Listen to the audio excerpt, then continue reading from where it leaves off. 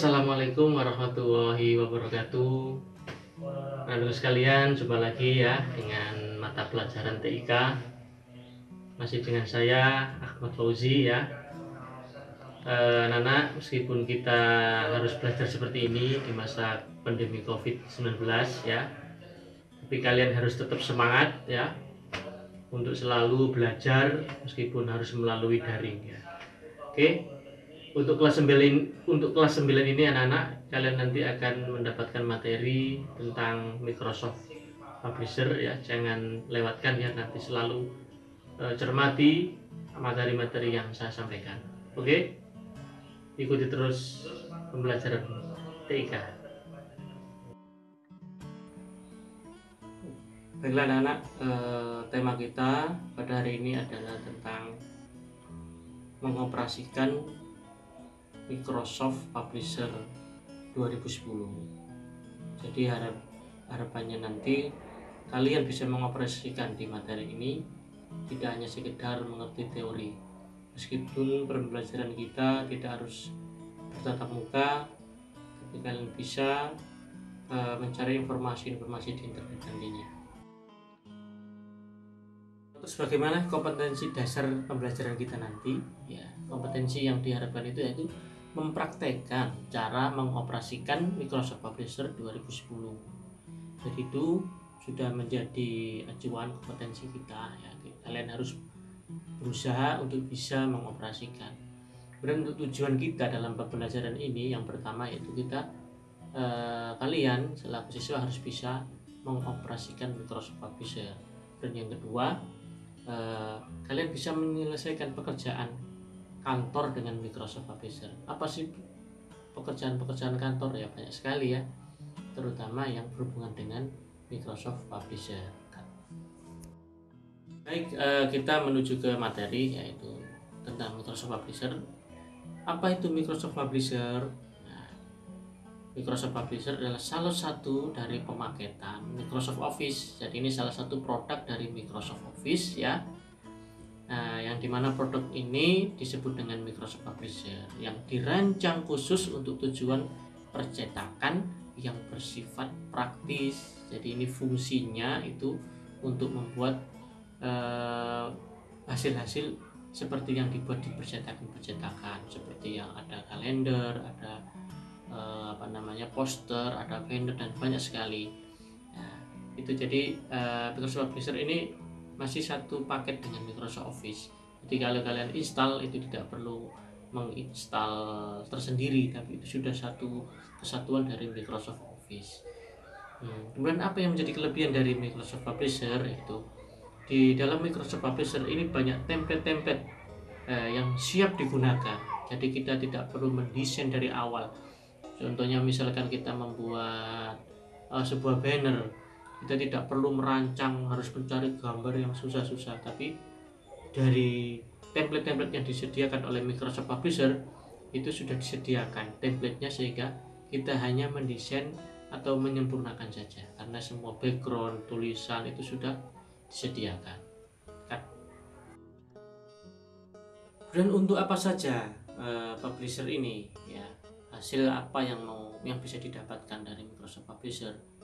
Ya banyak sekali ya, terutama yang di bidang percetakan ya. Bisa dilihat di tampilan berikut ya, ada banner ya, kemudian ada poster, dan ada kartu nama, dan ada kalender. Nah itu semuanya itu bisa dibuat dengan mudah menggunakan Microsoft Publisher. Tadi sekilas sudah saya sampaikan tentang untuk apa saja Microsoft Publisher ya. Sekarang sedikit saya kupas tentang Microsoft Publisher, bagaimana perkembangan versinya ya. Versinya untuk Microsoft Publisher ini rilis awalnya di tahun 1991.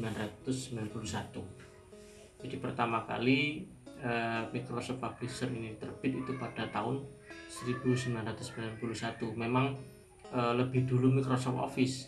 Nah, karena memang Publisher ini termasuk produk yang terbaru. Nah, untuk Office yang lain itu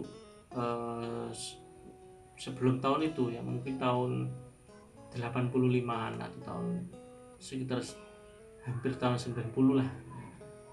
Nah, tapi Microsoft Publisher itu termasuk produk terbaru yang diawali dari tahun 91, kemudian berkembang terus. Pada tahun 93 ada perubahan, kemudian tahun 95 ada perubahan lagi. Nah, perubahannya diikuti dengan penyesuaian dengan Windows-nya, karena sudah ada Windows 95. Kemudian tahun 96 juga ada perkembangan lagi, ada versi terbaru yang disebut dengan Publisher 97. Untuk Windows-nya juga sama, masih menggunakan Windows 95. Kemudian tahun 98 nama Publisher-nya juga berubah dengan menyesuaikan dengan Windows-nya, yaitu Publisher 98. Untuk Windows-nya Windows 9X, 9X ya bisa 98 dan seterusnya. Nah, kemudian tahun 99 Microsoft Publisher 2000 produknya. Itu juga untuk menyesuaikan Windows-nya karena sudah ada Windows 2000. Kemudian pada tahun 2001 Microsoft Publisher juga merilis lagi dengan produknya Publisher 2002 untuk Windows 98 dan 2000.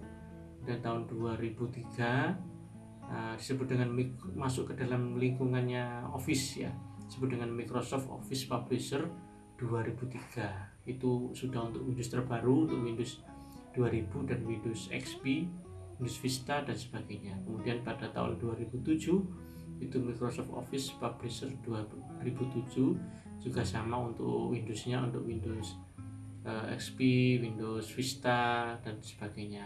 Dan sampai sekarang ini kita sudah ada di Office atau Microsoft Publisher 2010, juga menyesuaikan dengan perkembangan Windows-nya. Nah, untuk yang generasi berikutnya yang seperti sekarang ini ya sudah ada 2012 dan seterusnya. Bagaimana memulai Microsoft Publisher ya? Cara yang pertama ya dia seperti umumnya membuka program ya, kita cari dulu di menu Start ya, kita cari Microsoft Office karena tadi Publisher itu adalah satu kesatuan dengan Microsoft Office. Tinggal kita pilih ya, kemudian kita cari Microsoft Publisher 2010. Nah, di sini tinggal kita klik saja, maka akan tampil Microsoft Publisher. Nah, seperti ini tampilan dari Microsoft Publisher. Untuk memulai ya kita tinggal pilih untuk tujuan apa. Ini untuk menentukan kertasnya ya. Ini untuk keperluan apa, kita mau buat desain apa. Di sini ada brosur, ada membuat kartu, ada membuat kalender, ada membuat kartu ucapan, membuat label, membuat koran atau majalah, membuat kartu pos. Nah, banyak sekali pilihan. Ini sudah banyak sekali more template ya.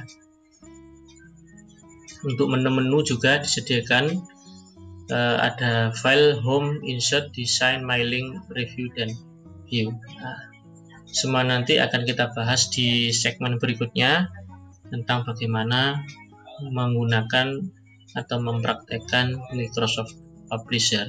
Untuk saat ini kita sudahi dulu perjumpaan kita di pertemuan pertama ini. Oke, jangan lewatkan nanti pertemuan berikutnya kita akan mulai bagaimana menggunakan Microsoft Publisher.